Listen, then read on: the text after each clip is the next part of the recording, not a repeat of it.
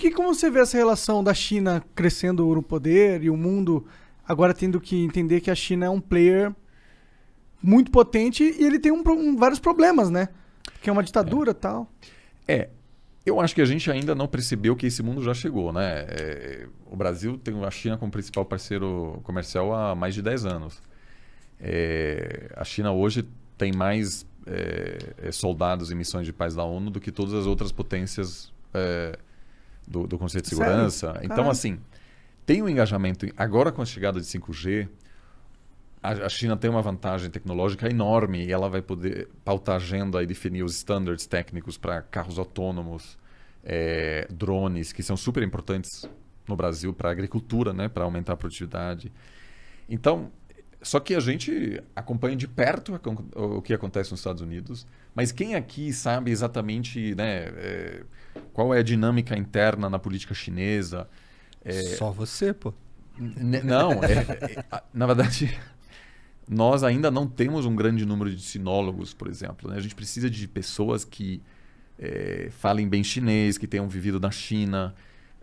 Até o próprio Itamaraty, na verdade, não tem tantas pessoas que falam bem chinês.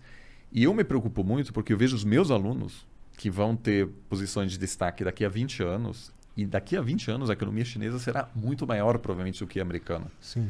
Né? A gente vai estar olhando muito para a Ásia e eu entendo, eles ainda preferem fazer o intercâmbio na Europa ou nos Estados Unidos ou na Argentina. Ainda poucos vão para a Ásia, mas esse vai ser vamos dizer, o coração político e econômico. Agora, o que a China vai fazer, eu acho que eles não vão repetir essa besteira que os britânicos, os soviéticos e os americanos fizeram no Afeganistão. Eles são super pragmáticos porque tem uma diferença. A China não quer exportar seu sistema político, que é uma diferença... Isso é bom. Porque a China se considera como único. Né? Diz, olha, não existe outro igual. Tanto que em chinês, China é reino do meio, se considera um centro do mundo e não acham que estão em processo de ascensão, estão em processo de voltar onde eles sempre estavam, né? No centro. Bom, faz sentido até, né? Não, é verdade, historicamente falando, é totalmente verdade.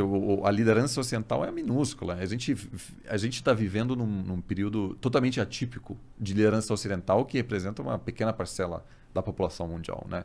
Então, se você olha para o mundo da perspectiva asiática, é o natural agora que a Ásia volte a ser o centro do mundo, de certa maneira. Afinal, tem gente pra caralho lá.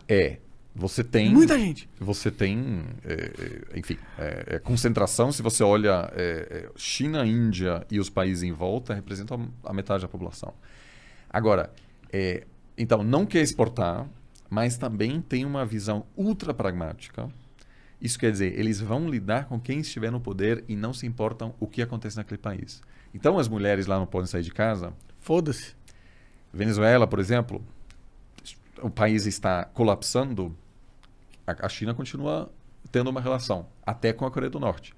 Então, por um lado, sim, alguns diriam que isso produz menos instabilidade, porque os Estados Unidos estava bastante engajado nos assuntos internos de muitos países. Mas em alguns casos também ajudou de fato, como no Afeganistão. A China não vai fazer isso, mas ela pode acabar sendo, vamos dizer, pode haver assuntos que são interessantes para a China e ela acaba se envolvendo como a União Soviética. A União Soviética não queria ocupar o Afeganistão. Eles foram lá porque tinha um presidente comunista. Esse cara pediu ajuda dos soviéticos. Eles falam, não, claro, vamos ajudar. Ele fala, não, na verdade, eu preciso não só de equipamento, eu preciso de soldados também. Aí foram os soldados. Aí esses soldados foram atacados. Aí eles mandaram uns tanques.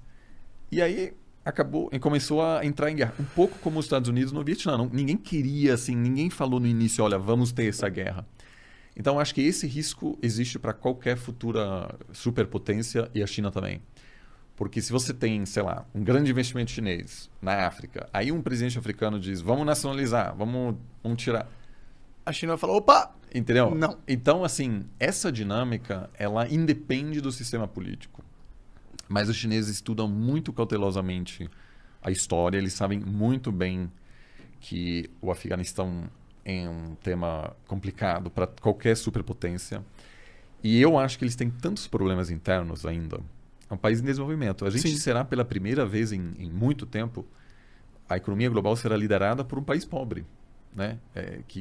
É algo diferente, porque os Estados Unidos não apenas era a maior economia do mundo, era um país muito rico também. Era um dos países mais ricos per capita. Então, a China é uma liderança que você viaja para o interior e tem realmente muitos problemas. Então, ela sabendo, eu acho que o governo sabendo disso, vai fazer de tudo para atrasar ao máximo confrontos desse tipo, né? Só se eu acho que pode haver, por exemplo, um confronto com Taiwan, quando percebe-se que os americanos estão tão cansados de guerras, se a China perceber, olha, eu posso retomar Taiwan sem que o Biden vai reagir, aí eu acho que isso pode acontecer. Então nos próximos 4 anos eles vão retomar Taiwan.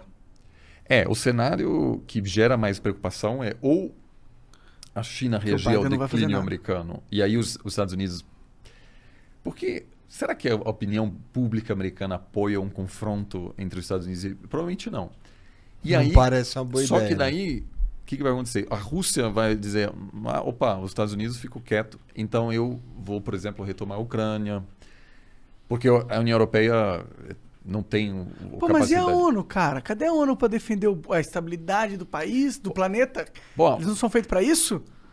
A ONU, acima de tudo, a ONU tem uma tensão, né? Por um lado, ela é fundamental para a defesa dos direitos humanos, etc. Tem uma atuação relevante, mas ela opera a partir da igualdade soberana dos países membros. Ou seja, ela, acima de tudo, diz os países são soberanos e só se os membros permanentes do Conselho de Segurança decidirem que uma intervenção militar em um país é legítima, aí sim você pode... violar a soberania de um país dentro do direito internacional. Mas isso só se a China, a Rússia, o Reino Unido, a França e os Estados Unidos estiverem de acordo. É muito raro.